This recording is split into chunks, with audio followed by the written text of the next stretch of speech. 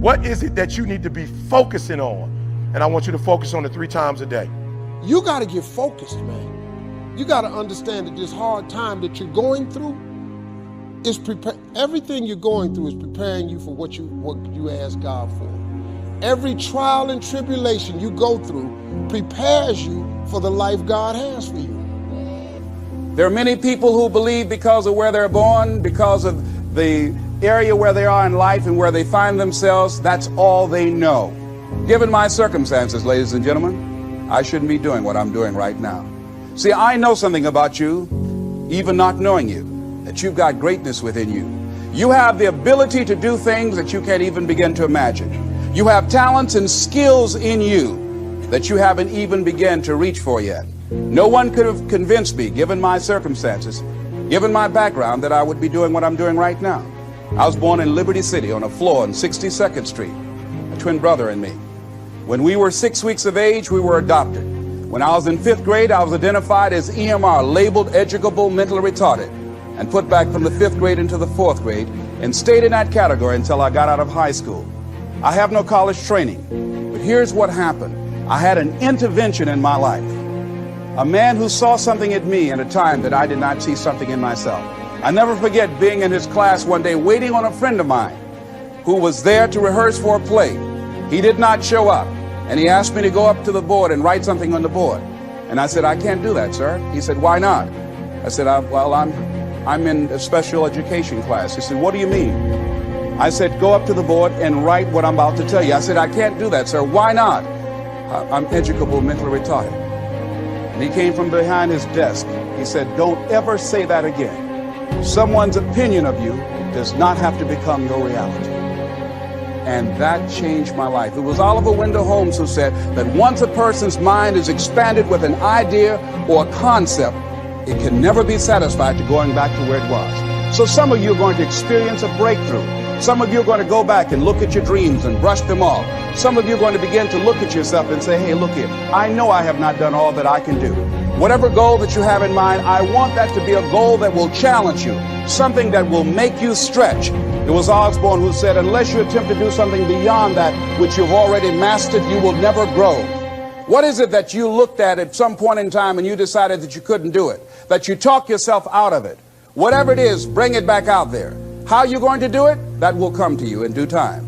So you don't get in life what you want, ladies and gentlemen. You get in life what you are, not what you want. And see, the good news is that we can always become more by working to develop ourselves. So the first process of making this your decade, you've got to begin to take a look at your life and look at where are you right now? What are your strengths? What are your weaknesses? What gives your life a sense of fulfillment, a sense of joy? What does a full, rich life means to you? What is it that you could love doing 7 days a week that'll bring a smile to your face? Think about that. In all the areas of your life, your professional life, your personal life, your family life, your spiritual life, what is it that you'd like to have? Once you begin to determine that, that takes you to the next step. And that is, once you decide what it is that you want, now you've got to decide that you deserve that. Repeat after me, please. I deserve the best that life has to offer. I deserve to find my purpose in life. Shake somebody's hand on your right and left and say, find your purpose.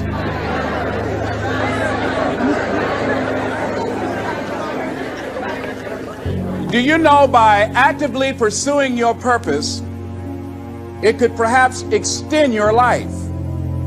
The #1 killer in this country of all the diseases we have, heart disease, it's the #1 killer. And if you ask most people, when is it that the majority of people have their first major heart attack? Some people will tell you as a result of obesity, or smoking cigarettes, or high cholesterol, or high blood pressure. And all of those are contributing factors. However, the truth of the matter is that most people don't realize that the majority of people suffer their first major heart attack on Monday morning between 8 a.m. and 9 a.m. People getting ready to go to jobs that they don't like, jobs that are making them sick. You see, when you're not pursuing your goal, you are literally committing spiritual suicide. When you have some goal out here that you're stretching for and reaching for that takes you out of your comfort zone, you'll find out some talents and abilities you have that you didn't know you have.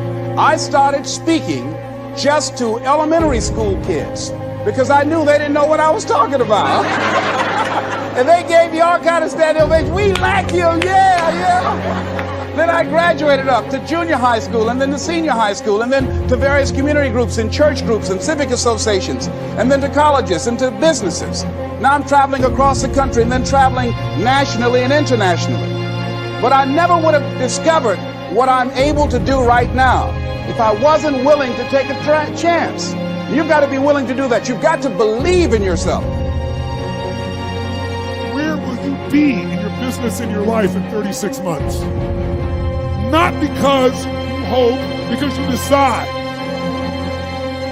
Everyone in this room knows how to create. You're not a manager of your life, you're a creator of your life, or you wouldn't be in this room. How do you create your life? You get hungry for something, don't you? Who has done something in your life that once seemed difficult or impossible, and now it's part of your life? Who's got something in your life in this area? Say I. How did you do it? You created it 3 ways. Number 1, you decided there's something you wanted so bad that you unleashed all your desire. You became obsessed with it.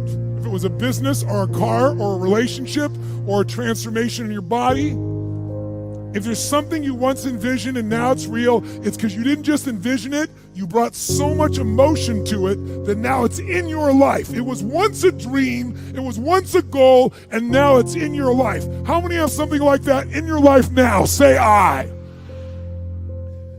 You may take it for granted now, hopefully not, but it was once just a vision. It may have seemed impossible at one time. So how did you do it? You started with a concrete vision of what you wanted, and you focused on it continuously, didn't you? Wherever focus goes, energy flows. You envisioned something, you got clear about it, and then you started thinking about all the reasons why you wanted it. You got excited about it. Said, this is what's next for me now. I want this. You may have dreamed about it, thought about it, talked about it. But when you focus on something continuously, something magical happens. You get insights, don't you?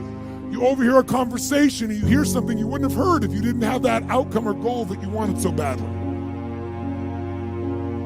Do you realize that every day you thought you wasn't gonna make it?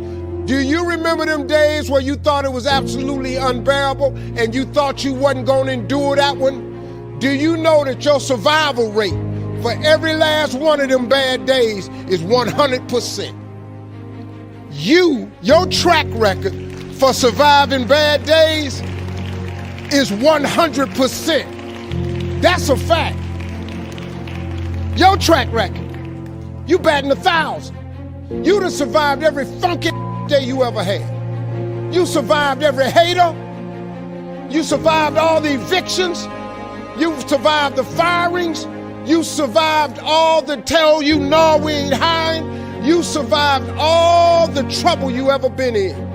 Your survival rate is 100%. 100%. When you jump, your parachute not gonna open right away. The problem with jumping is every successful person I know has jumped. When you jump, it allows your parachute to open and you to sail through life within your gift. But when you first jump, your parachute don't open right away. That ain't how it works. If it opened right away, everybody would jump. When you first jump, you're in an uncontrollable fall. It's almost like you're spinning out of control. But you gotta stay with the jump because eventually God will put the necessary air up under your parachute and you'll be in the air like you're supposed to. But you're just going through the process. Like I tell my kids all the time, it take a long time to make a lot of money. See, my kids look at me and they be talking about, well, Dad, you ain't got no degree, you didn't finish school. Why I got to go to school? Well, first of all, you don't have no jokes. Let's start there. And my kids don't understand the process. See, they just see me now. They didn't know I flunked out of school. They don't care nothing about the third marriage I'm on. They don't know that I lost everything twice. They wasn't around when I was homeless and I lived in the car for 3 years. They didn't see the process. What most people do is to give up before God give you the gift. See, when you ask God for something, he boxes it up and he ships it immediately. But you have to remain on Faith Street in order to receive the gift. The problem is when God boxes up the gift and he ship it to you, he never gives you the date that the package is going to arrive. He'll never tell you that. Most people move off Faith Street before the package get there. You can't move over on the I Doubt It Boulevard. He don't ship packages to I Doubt It Boulevard. He only ship packages to Faith Street. You can't get over there on I Don't See How Circle. He don't ship nothing to I Don't See How Circle. So when you move out of faith, the package got to go back to sender. That's what happens. So you have to stay. You have to stay in the process and complete the fall. You're going to get cut up on the rocks. You're going to get your skin toe up. You're going to lose loved ones along the way. You're going to lose friendships along the way. Might lose your car, your job along the way. You might lose your house.